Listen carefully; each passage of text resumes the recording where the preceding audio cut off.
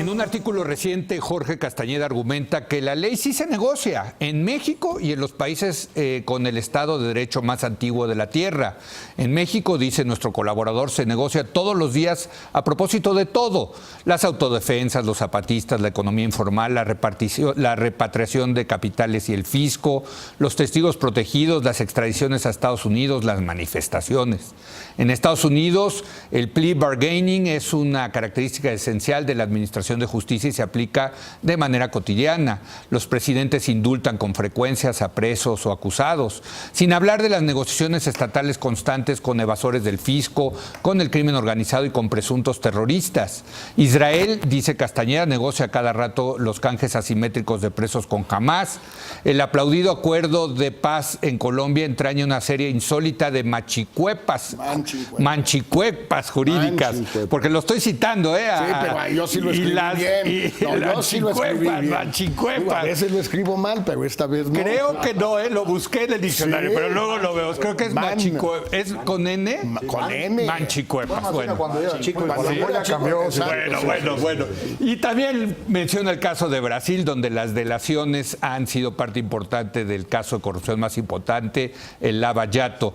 Y entonces, ¿para qué sirve la ley si esta se negocia? Le preguntamos hoy a Jorge Castañeda, después de citarte por tus argumentos. Yo creo que es con N. Sí. Manchicuepas. Y ese es la tesis más importante del artículo. Con mucho. Mira, yo lo único que quería hacer ahí es tratar de alejarnos un poquito de esta eterno lamento reciente, ¿no? No, la ley no se negocia. Con la ley no se puede negociar. No, sí se negocia. Y no solo se negocia en México, se negocia en todas partes. Ahora, ¿qué quiere decir negociarla? Que a veces el resultado que obtienes negociando la ley para los propósitos de la ley, pues es óptimo en relación a no negociar. Tú puedes en Brasil decir, bueno, ¿cómo vamos a permitirle a Marcelo Odebrecht, un empresario gigantesco que dio millones y millones de dólares a las campañas de Lula y de Dilma Rousseff, que quede impune o casi impune cuando cometió todos estos delitos? Bueno, es que a cambio de que él quede medio impune, sí castigado, pero medio impune, todos estos otros güeyes van a quedar muy castigados. Y la única manera de castigar a todos estos es negociando aquí. Pero eso es legal. Sí. Claro que es legal. Pero es la ley. La ley te permite negociar la ley. Ese es el tema, ¿no? Sí. Pero en todas partes también. Porque también el plea bargaining es lo mismo. Y también puedes cambiar la ley cuando la quieres cambiar. A ver, que no me vengan con el cuento de que está en la Constitución algo en México. La hemos cambiado más de 500 veces, pues la podemos volver a cambiar, ¿eh? Sí, pero si está. Pero yo sí creo hasta que no esté. A ver, Macario. Sí, es que aquí depende cómo se diga, se puede uno meter en un berenjenal del que uno no sale. Efectivamente, en muchas partes del mundo hay procesos para que la ley se aplique de una u otra forma, buscando garantizar la ganancia máxima posible, evitando juicios que pueden costarte años y que no sirven para nada, etcétera. Pero aquí, en el caso mexicano, lo que creo que tenemos es una negociación de la ley por costumbre, no porque la ley lo diga, sino porque esas son nuestros usos y costumbres. Entonces, pues yo hago como que no vi lo que estás haciendo y a cambio, pues tú échale criterio, ¿no? Y eso es lo que hacemos todos los días. Eso es lo que no funciona. Es decir, en mi opinión, el que no logremos construir una base mínima sobre la cual las reglas estén claras y no se estén modificando, es lo que nos impide hacer muchas cosas. Y eso es lo que creo que no se debe hacer. Las negociaciones de la ley, cuando la ley tiene establecidos los procedimientos, es perfecto. Pero estar negociando así nomás a como lo vas sintiendo. Pero en muchos de estos casos, en muchos de estos casos no hay tal. En unos sí, otros no. Los acuerdos de paz de Colombia han implicado la creación de una nueva legalidad en muchísimos casos que no existe. Pero la única manera de llegar a esos acuerdos era o bien violando la ley existente y por tanto tienes que crear una nueva. O construyes iniciativas para que entonces modifique la ley, que ya para no eso sea esa. hay procedimientos. Porque, ¿no? claro, podrías aplicar la ley, lo que dice Uribe, apliquemos la ley, nada de concesiones a los terroristas. Pues muy bien, entonces sigue la guerra. Sí. Héctor. Bueno, coincido un poco con lo que dice Macario, es decir, los ejemplos que pone Jorge son muy buenos, pero todos ellos, salvo el de Colombia, se está refiriendo a reglas secundarias o terciarias que conducen la negociación a cambio de qué te doy, y en ese sentido no hay discrecionalidad, no hay la discrecionalidad de la violación de la ley en México. El otro tema importantísimo para México es cuando dices que quieres aplicar la ley, es si puedes aplicarla. Y este ha sido un déficit muy viejo. Tú traías alguna vez una estadística increíble del número de jueces per cápita que hay en Croacia, que creo que... 40, te cito, es del estudio de impunidad que hizo la Universidad de las Américas en Puebla. Sí. Y una de las variables que medían era número de jueces por cada 100,000 habitantes. Y en los 59 países donde se hizo el estudio, el promedio era 17 jueces por cada 100,000 habitantes. Nosotros tenemos 4 jueces por cada 100,000 habitantes. A nivel nacional. A nivel nacional. Pero el ganón es el Estado de México. El Estado de México hay un juez por cada 100,000 habitantes. ¿No es negativo? No, es que dicen que no hay crímenes en el Estado de México. Sí, porque no va. Bueno, pero en Croacia, que es el país menos impunidad, es 40 jueces por cada 100,000 habitantes. Entonces, hay un tema. Yo no creo que los estados, los gobiernos estatales, los procuradores, dejen escapar a 99 de cada 100 homicidas porque quieren, porque lo negociaron, porque dijeron, miren, si ustedes se portan bien conmigo, yo al 99% de los homicidas no los voy a castigar. No los castigan porque no tienen capacidad de investigarlos y de perseguirlos. Y es la hora en que con esta estadística no ponemos los ladrillos institucionales para que sea factible perseguir, investigar, descubrir, apresar y encarcelar a un homicida. Tienes 99% de posibilidades de matar a alguien de México sin que te pase nada. Te quejas de lo de Nochistlán, ¿con cuánta razón? Es la hora en que no sabemos. Tú te quejabas la semana pasada. Bueno, una semana más. Otra más. No sabemos. Nada, no sabemos nada. Aunque no tuvieras la cultura de negociar la ley, la realidad es que no tienes los instrumentos para aplicarla si quisieras. A ver, el 99% no es de homicidas, es de juicios que no, o de demandas que no se pueden procesar. Esto no es igual en homicidas que en otro tipo de delitos. No, homicidios. Y tienes 60% de los pleitos que hay en México que van a los tribunales son asuntos familiares. Para eso hicieron la dichosa reforma esta que a ver si funciona y les quita. Ojalá. Y vamos a ver si los 4 jueces funcionan más. Pero tiene toda la razón. No, pero a ver, yo acabo de hacer un artículo de los datos del crimen.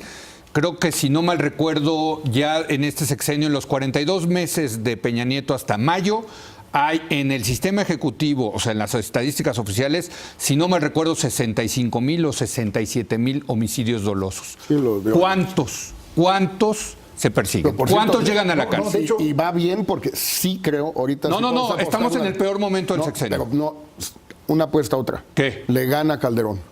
Pues como va ¿Cómo la va? Sí, le va a ganar, tendencia, la sí. tendencia. Le va a ganar. No, porque tienes las ejecuciones relacionadas con el crimen organizado y tienes los homicidios dolosos. Probablemente sí, en ambos. Pero ¿cuántos para de estos esos que dices tú, habría que ver cuántos de ellos incluso tienen averiguación previa. Por eso. Pues porque ni siquiera, esos ya no cuentan para el 99%, porque ni averiguación. Por eso. Así, o sea, ¿cuántos de esos hasta 65,000 homicidios dolosos hay averiguación? Vaya, van a acabar en la cárcel los homicidas. Eso es lo que tú dices. Entonces, eso es lo que tú dices. A ver, el problema que tienes es de recursos. El Estado mexicano dedica muy poquito a estos asuntos. Seguridad, justicia y defensa en México reciben 1.3% del PIB. Cualquier país como nosotros, como Brasil, Colombia Chile, son 6, Argentina, Colombia, 5 puntos del PIB. Entonces, si no gastamos el triple, nunca vamos a resolver eso, por más pláticas que hagan, y que policía mixto y que jefe único. Necesitamos meterle muchísimo más dinero a eso. Pero ¿Estoy de acuerdo? Además de todo. Hay que ver qué parte de todo esto es una política deliberada de los últimos 60, 70 años o más, y qué parte para es poder negociar la ley y con eso. Bueno, y para también, yo recuerdo una anécdota que me contaba el viejo Reyes Heroles cuando lo iba yo a visitar a platicar, y platicaba cosas muy divertidas. Y una vez me contó, cuando siendo director de Pemexel, se le quejó el secretario de la Defensa, García Barragán, a Díaz Ordaz, que por qué Pemex tenía tan restringida la gasolina al ejército. Les daban 2 días de movilización. Y que entonces fue García Barragán a quejarse con Díaz Ordaz. Díaz Ordaz lo llamó y a ver, abogado, porque así le decía, a ver, abogado, ¿por qué es esto? ¿Por qué se me vienen a quejar aquí? ¿Por qué no le da a nuestras Fuerzas Armadas pues, todo el combustible que necesiten para atender cualquier eventualidad de una semana, 2? Presidente, yo hago lo que usted quiera. Nada más que aquí se les dan 2 días desde hace 30 o 40 años para que no se muevan. ¿Usted qué quiere que hagamos? Sígale así, abogado. Sígale así, abogado. Ahora, también el tema de la negociación de la ley era parte intrínseca del sistema político mexicano autoritario. Sí, así ¿no? funcionaba. O sea, finalmente de ahí venimos. Por eso no hemos aprendido a cumplirla, porque estaban interesados en que no aprendieran. Claro, era parte de los instrumentos de poder, ¿no? Decía, me acordé, Francisco Martínez de la Vega, mire, aquí la ley es para que se cumpla y para que no se cumpla. ¿Ya me entendió? Le dije, no, para que se cumpla cuando quiere el que puede hacerla cumplir y para que no se cumpla cuando quiere el que puede no hacerla cumplir. Exacto. Es para las dos. Es un instrumento de negociación. Es un instrumento con el cual el Estado puede presentarse frente a pequeñas fuerzas, a grupos pequeños, a individuos y decirles, como todos están en la ilegalidad, mira, hazle por aquí. ¿te alineas en esto en este problema que vamos a tener o te aplico la ley? Ahora, esto... Todos están fuera de la ley. Sí, por definición. Si tú... No, bueno, es que hay leyes, siempre te encuentran algo, ¿no? No, bueno, es que si te Siempre van a buscar, algo, te van a buscar en una cultura de incumplimiento de la ley. La primera cosa que sucede en México cuando sale una ley que afecta a alguien, la primera cosa que le dice el responsable a su abogado es búscale la vuelta. Sí. Búscale la vuelta. Y todas las leyes tienen vuelta. En Brasil dicen, cuando sacan una ley y nadie la cumple, dicen, esta no prendió, ¿verdad? Bueno, ahora es importante entender que hasta 1997 en México esto no causaba ningún problema. Así estaba estructurado todo. Cuando en 97 se derrumba el viejo régimen, resulta que había que ir a leer la Constitución porque nadie sabía qué decía. Sí. Para que tenga una idea de qué tamaño es el problema, antes de 1997 había 2 o 3 controversias constitucionales por año. De 97 en adelante el promedio de controversias constitucionales por año son 100. Mira, buen dato. Día, o si lo mides en días hábiles del gobierno, diario. Pero a ver, el paso a una sociedad más moderna, civilizada, democrática, pasa por el Estado de Derecho. Entonces, cuando dices, a ver, no nos hagamos, siempre se negocia la ley, pues ya a lo mejor es una cuestión de grado, Jorge, ¿no? O sea, a ver, todo esto finalmente, me parece gran tu provocación, tu artículo, pero sí es un tema de grado, ¿no? A ver, es de grados y es de coyunturas. Yo me refería, y nos estamos de hecho refiriendo a lo de al tema de la reforma educativa, al tema de la coordinadora, al tema de los bloqueos, al tema de no dar clases, de no ir a la escuela. Estamos en concreto refiriéndonos a eso. Bueno, todo parece indicar, y creo que los hechos de alguna manera así apuntan, que como dice Héctor, este Estado hoy no tiene con qué aplicar la ley a esos güeyes de hoy, de ahí, no tiene con qué. En vista de que no tiene con qué, pues hay una de dos. O vas a matar a muchísimos y te va a costar carísimo, o mejor, pues negocia. ¿Negocia qué? Pues acótalo lo más que puedas. Pues solo Oaxaca, no, pues es que ya se extendió a Chiapas, a Michoacán, a Guerrero, hasta, bueno, ahora Hermosillo y Monterrey. Pero son temas distintos, ¿no? Que puedes ir discutiendo, ¿no? Pues, entonces negocia esto, negocia lo otro, acótalo lo más posible, pero reconoce, si no tienes canicas para aplicar la ley, pues entonces no pierdas tu tiempo con amenazas y ultimátums, que lo único que hacen es debilitar. Mejor empieza a negociar. Pero en ese sentido, ¿ya fracasó la reforma educativa, tú dirías? Al sentarte a negociarla, parecería que... Porque negocias cosas muy diferentes. Por ejemplo, para todo lo que es el sindicato, hay temas que tienen que ver con cómo transitas de la carrera magisterial al nuevo sistema, hay asuntos que tienen que ver con bonos y demás. Yo creo que el sindicato también se metió a la discusión ahorita ahorita para evitar que les peguen muy duro en el recorte que viene para el año que entra, porque vas a tener que hacer un recorte serio de presupuesto en 2017, entonces ellos avientan el carro de una vez para que el golpe le llegue a salud, y cuando se mueva a salud, pues le tocará defensa y así, ¿no? Todo el mundo se defiende. Eso es una cosa distinta de lo que hace la coordinadora. La coordinadora trae otro tema, y creo que ahí lo que hay que ir haciendo, y creo que en esa dirección, es irlos amarrando y acotando conforme te va dando el tiempo, y ya luego ves si se negocia o les pegas. Ahora, aparte el problema aparte de la patina, negociación es que acabas dándoles más dinero. O sea, tú dices, tiene que ver con el recorte. Es que depende. parte de la negociación, de negociar la ley, es que muchas veces el gobierno llega con portafolios llenos de dinero y los llena de dinero para que ya...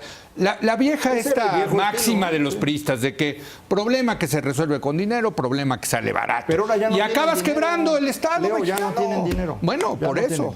tienen. Héctor, perdón. Bueno, está este tema de poder aplicar la ley y querer aplicar la ley, ¿no? Yo creo que aquí tenemos básicamente un problema de no poder aplicar la ley en todos los órdenes. Y entonces, cuando decimos que hay que implantar un Estado de Derecho, quizá deberíamos empezar por una cosa que, por cierto, solía decir de candidato Peña Nieto: prioridad que no se refleja en el presupuesto no es prioridad.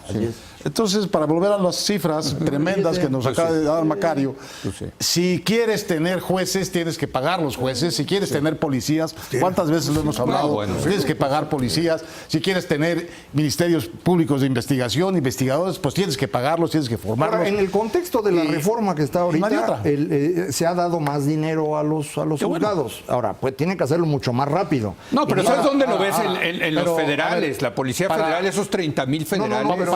Para regalarte una cifra, cuando empezó este tema de la justicia oral en México, que yo creo que es un gran paso, Sí. vino la presidenta Bachelet, entonces, en su primera presidencia, y le dijo a Felipe Calderón: ¿cuánto dinero tiene para esto? Se lo digo porque a nosotros el numerito nos costó 6 puntos del PIB. Ahí está, mira nada más. 6 puntos del PIB. No sé cuánto lleven. No, en no, punto- hombre. en puntos Y del PIB llevan han de 8 andar como años. medio. ¿Eh? Han de llevar No, como anual, medio. anual. entonces, O sea, más o menos lo que gana 12 años. con Llevan Conacit. 8, llevan 8. Conacit más o menos se gastan Conacit medio no, punto. No, Conacit anda arriba bueno, casi un punto del PIB. Bueno, ahorita, por ¿eh? eso, menos. Casi. Entonces, que el Conacit le están dando a la parte A de la la pues, justicia pues, muy oral. caro. Depende, sí. Pues sí. Es caro. Claro. No, tienes que Bueno, y hacer los un- federales, yo decía, la Policía Federal, que pobres, porque los mueven de Guerrero, se arma el Bueno, desmadre en lo que Guerrero y los lo mueven que a pasó Oaxaca. en Los mueven a... Tamaulipas, anuncia la Policía Federal y el Ejército que se van de Tamaulipas a Oaxaca para proteger a los maestros. 3 días después hay una masacre de 14 personas en Ciudad Victoria. Sí. Obviamente como resultado del vacío que dejaron. Claro. Es que no les alcanzan. No Bueno, alcanzan. pues no alcanza en primer lugar porque tienes muchos frentes y eso le encanta a este gobierno. Pero segundo, no alcanza porque no le han metido Pero nada. ahí sí el Estado mexicano, porque ya Es van una por lo menos decisión de- 2 presidentes, no han hecho de esto una política seria, porque estaba previsto desde el presidente Calderón no sé cuántos miles de policías federales y que iban a ser duplicados, que iba a acabar entregando creo que 30,000 efectivos. Sí, pero En más- sí nos Calderón acabaron 30,000, más o menos, pero- muchos pero es que de 30,000 no te escritorio, alcanzan. muchos de gabinete. Pero, Peña iba a meter 100,000 más, 100,000, 50 de gendarmería y 50 Sí, más de no, PFD. no, No lo entonces, hizo. 20, ¿no? Bueno, No, menos. Pues Bueno, un poco pagas por eso, ¿no? Sí, Pues por no poder hacer las cosas, no tienen los instrumentos. Bueno, vamos a hacer una breve pausa y regresamos para hacer algunas recomendaciones de libros y películas para leer, para ver, aprovechando que inicia la temporada vacacional. Quédese aquí en Foro TV, que continúa la hora de opinar.